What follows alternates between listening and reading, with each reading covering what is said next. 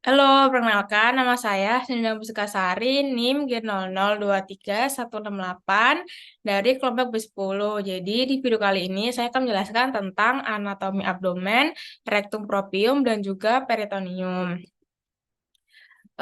Di dinding abdomen itu ada kutis, subkutis, fascia superficialis, musculus abdominis, dan juga fascia transversalis.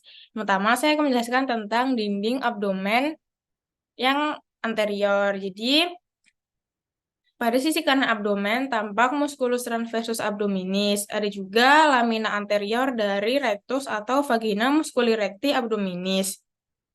Pada area yang kayak garis seperti bulan sabit atau linea semilunaris, serat otot musculus transversus abdominis ke dalam aponeurosis yang sebagian besar membentuk dinding abdomen lamina posterior rectus. Pada bagian kaudal, arcuata aponeurosis turut membentuk lamina anterior rectus.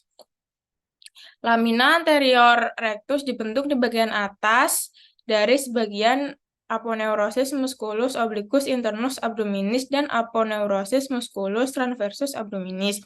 Di bawahnya ada lamina posterior yang hanya terdiri dari fascia transversalis dan peritoneum parietal.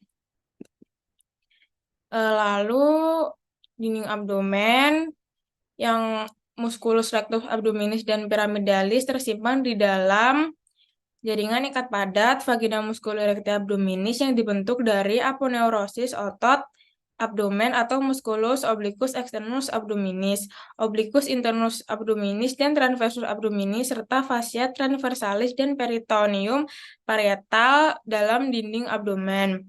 Seluruh aponeurosis menyebar dalam linea alba yang terletak median.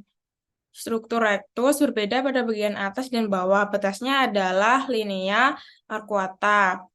Pada bagian atas, lamina anterior rectus dibentuk oleh aponeurosis musculus obliquus externus abdominis dan bagian depan aponeurosis musculus obliquus internus abdominis. Lamina posterior terdiri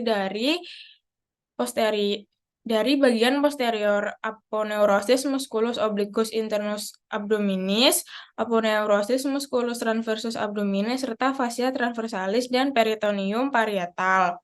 Di bagian bawah, 3 aponeurosis di bagian depan musculus rectus abdominis, di sisi posterior dari rectus sangat tipis dan dibentuk secara eksklusif oleh fascia transversalis dan peritoneum. Pada umbilikalis merupakan tempat lemah potensial pada dinding abdomen anterior yang lebih tipis pada regio umbilikalis dan papilla umbilikalis daripada bagian yang lain. Lalu dinding abdomen yang inferior. Diafragma terdiri dari lempeng tendon centrum tendium dengan otot yang melekat yang origonya pada sternum parstenalis, pars costalis, dan columna vertebralis segmen lumbal. Setelah pengangkatan retroperitoneum, lokasi paravertebra dari musculus iliopsoas terdiri dari musculus psoas mayor dan musculus iliacus secara berurutan. Musculus quadratus lumborum sebagai sebuah varian dari musculus psoas minor. Musculus psoas mayor memiliki asal yang bersama dengan musculus iliacus yang berasal dari fossa iliaca pada trochlear minor dan femur yang merupakan fleksor terkuat di panggul. Musculus quadratus lumborum berasal dari labium internum crista iliaca dan dimulai pada costa 12 serta vertebra lumbalis 1-4. Otot yang dapat menurunkan costa 12 dan terlibat dalam fleksi lateral batang tubuh. Lalu sistem otot di abdomen itu ada 3 lapisan otot pada perut dengan lapisan keempat di bagian anterior tengah. Lapisan keempat di wilayah tengah pada rectus abdominis yang memiliki serat otot vertikal yang melenturkan batang tubuh dan menstabilkan panggung. panggul. Di kedua sisi rectus abdominis terdapat 3 lapisan otot perut lainnya. Lapisan terdalamnya adalah transversus abdominis yang memiliki serat yang tegak lurus dengan rectus abdominis. Transversus abdominis bertindak untuk menekan dan menopang perut serta memberikan stabilisasi inti statis. Lapisan miring bagian dalam berjalan ke atas dan ke depan dari sisi perut, dan lapisan miring luar yang membentuk lapisan otot terluar perut berjalan ke bawah dan ke depan. Lapisan miring internal bekerja bersama dengan lapisan miring eksternal pada sisi tubuh yang berlawanan untuk melenturkan dan memutar batang tubuh ke arah sisi miring internal berkontraksi. Lalu ada rectum propium. Rectum propium dari rektum dan kanalis analis merupakan dua bagian terakhir dari usus besar atau intestium crassum. Karena dua bagian ini terletak di dalam pelvis minor, terdapat kekhususan dan jalur yang berbeda dengan bagian usus besar lainnya, sehingga perlu diperlakukan khusus sebagai organ pelvis. Rektum dimulai dari vertebra sacralis kedua atau 3 dan berakhir di dasar pelvis yang kemudian menjadi kanalis analis. Pada potongan sagittal, rektum memiliki dua lekukan, konveks dorsal yaitu flexura sacralis dan konveks ventral yaitu flexura perinealis. Pada bagian atas rektum hingga flexura sacralis terletak retroperitoneum sekunder dan kanalis analis terletak di ruang subperitoneum. Lalu rektum propium. Di bawah lapisan rektum berlanjut hingga ampula rekti, linea anorektalis menjadi transisi dengan kanalis analis. Hal ini disebabkan karena adanya perubahan lipatan rektum menjadi lipatan longitudinalis di kanalis analis dan hanya sebatas garis pada area transisi. Kanalis analis sendiri terbagi menjadi 3 segmen, yaitu zona kolumnari, zona alba, dan juga zona coccarius. Lalu kanalis analis pada area linea pectinata yang menjadi pembatas antara zona kolumnaris dan pecten analis sama dengan flexura colisinistra. Linea pectinata mewakili batas untuk beberapa struktur neovaskular dan berperan sebagai penanda klinis yang penting pada kanalis analis. Oleh karena itu, linea pectinata merupakan garis orientasi yang penting di dalam kanalis analis. Otot sphincter dari musculus sphincter ani internus, musculus corrugator ani, musculus sphincter ani externus, dan musculus puborectalis. Kanalis ini juga kanalis analis, jadi organ kontinensia terdiri dari ampula rekti hingga anus. Ketika terjadi pengisian ampula, memulai neuron afferent viscera dan neuron efferent dalam nervus planisi pelvisi dengan kelemahan sesaat pada musculus sphincter ani inversus, maka akan terjadi refleks relaksasi anal rektal dan kemudian ini akan meningkatkan tonus di semua otot sphincter. Otot yang mengalami inervasi secara volunter akan menyebabkan adanya kesadaran akan kontrol terhadap continental feses.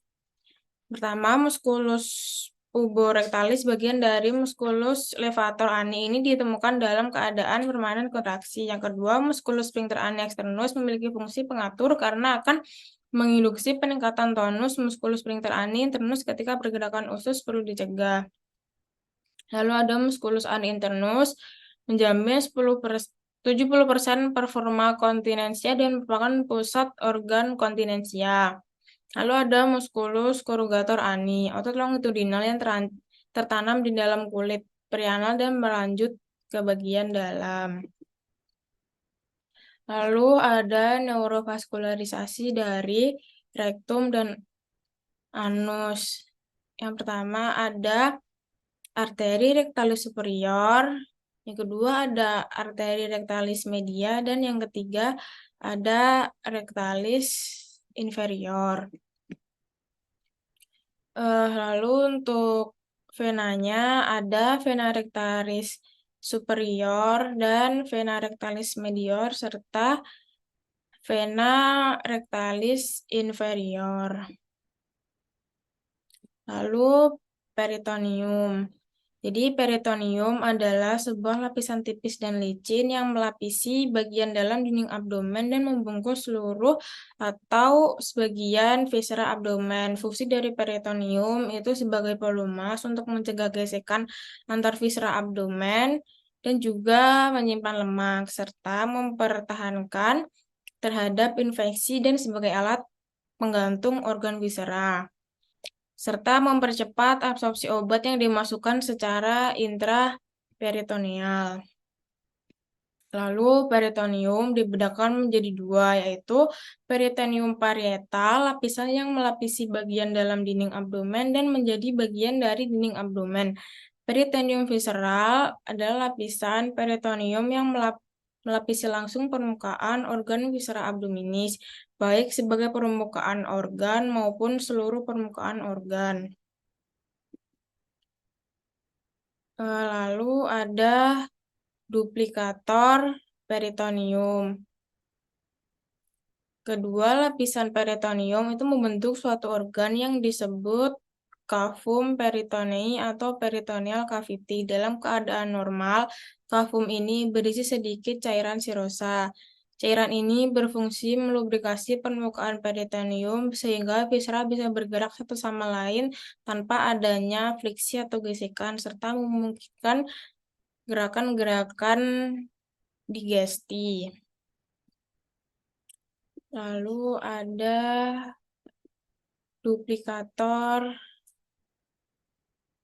Nah, selanjutnya ada ini greater sac. Jadi greater sac adalah kantong yang lebih besar dari bagian yang lebih besar dari rongga peritoneum.